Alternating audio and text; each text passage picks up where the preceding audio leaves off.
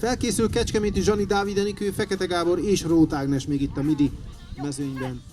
Szóval Kaszás Vera az ő zúzmójával.